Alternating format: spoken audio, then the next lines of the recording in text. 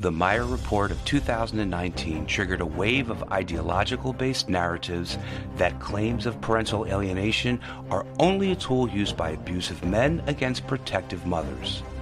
Among those narratives were that when alienation is claimed in a case, there's a greater likelihood of the father gaining custody. Fortunately, the reconstruction of the Meier report by Jennifer Harman and Demosthenes Lorandos in 2020 has thoroughly debunked these claims, showing that, far from children being handed over to abusive fathers, courts take any allegations of domestic abuse very seriously, and that children are not routinely being handed to abusive men who play the parental alienation card. Joan Meier stated that we need national objective data to show or refute that courts are excessively reluctant to believe mothers' abuse claims resulting in widespread losses of custody to likely abusers. Parental alienation theory is used in a gender-biased manner to facilitate the denial or minimization of abuse. Here are key findings from the Meier study. Courts are far less likely to credit child abuse claims than inter-partner domestic violence. Mothers' reports of father's abuse in custody litigation are credited less than half the time. When father used the parental alienation defense, courts credit abuse, especially child abuse, far less. Child abuse allegations and parental alienation defenses put mothers at the highest risk of losing custody. It reduces likelihood of abuse being believed by a factor of 2. It reduces the likelihood of child abuse being believed by a factor of almost 4. When fathers cross-claimed parental alienation, they were almost 3 times more likely to take custody from mothers alleging any kind of abuse. These findings were summarized by Joan Meier in her presentation to the National Council of Family Relations Annual Conference as follows. These data confirm the widespread complaints about family courts' rejections of abuse concerns, potentially putting children at risk. They also confirm that alienation claims are effective in negating abuse concerns. Joan Meier, 2018. This study makes strong claims about how the courts are influenced into making decisions and has had widespread influence around the world. These findings were contrary to the observations of multiple clinicians who research, study, and analyze the science related to parental alienation.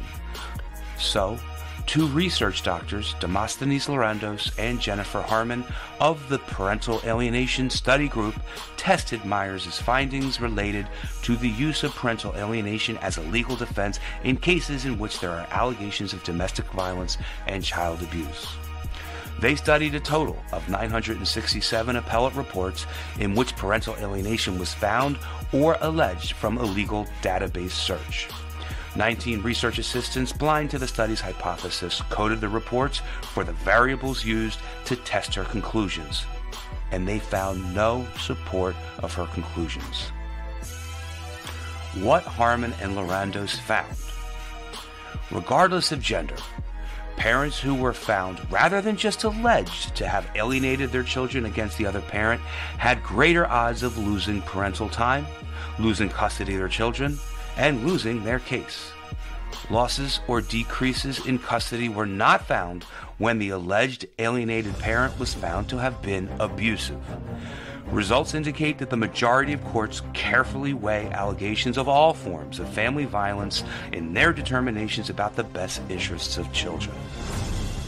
These findings, along with several others, raised concerns that the Meier's report had methodological, analytical, and statistical problems that make her conclusions untrustworthy.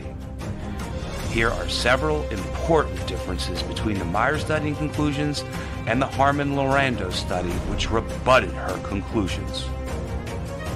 First, Harman and Lorandos posted the research design on the Open Science framework so other scientists could see what was planned and if the study was executed as planned. The Meier study didn't. Lack of transparency makes it impossible to know if the Meier team changed the research design as they collected and coded the data, which would lead to biases. Second, Harman and Lorandos pre-registered and embargoed their hypothesis so they couldn't adjust their hypothesis to fit their data after the fact. The Meier study didn't. The Meier's team could have changed their hypothesis to match their findings after running their statistics, making the study just exploratory and not a true scientific test.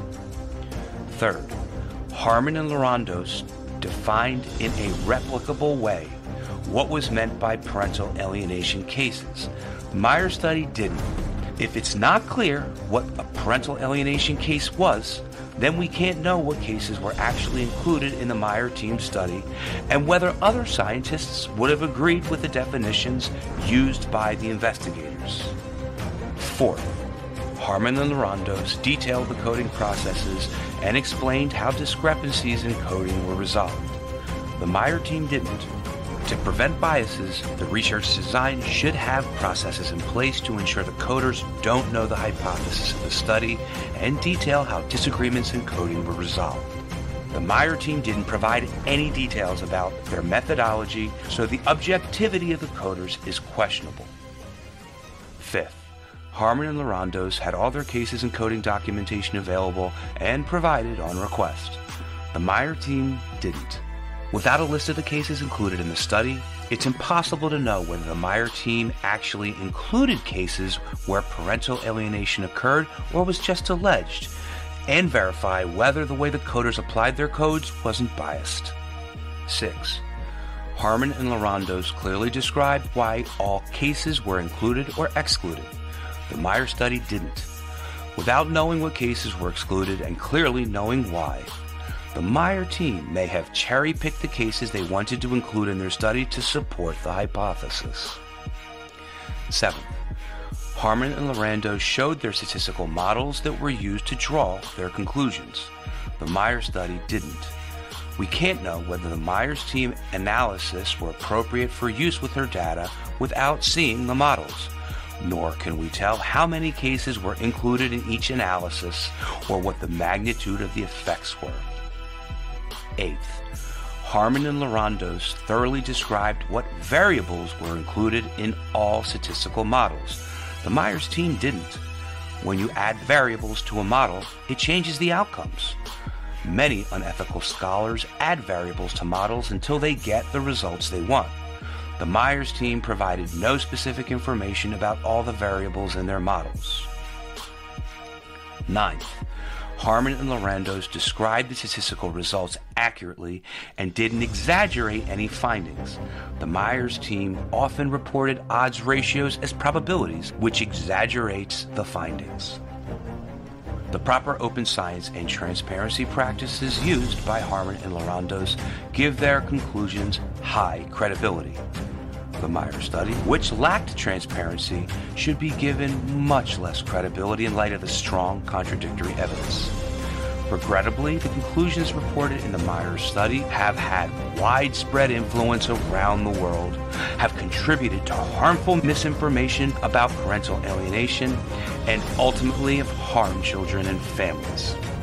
It's important to correct the record so that parents, healthcare clinicians, attorneys, and judges properly base important decisions of child welfare on science and fact, not personal agendas.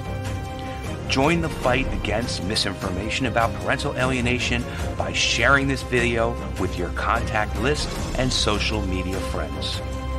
Adapted from the Harman-Lorandos study in 2020 and written by multiple authors of the Parental Alienation Study Group. Produced by the Law Center. Watch the Law Center Parental Alienation playlist for more information about parental alienation.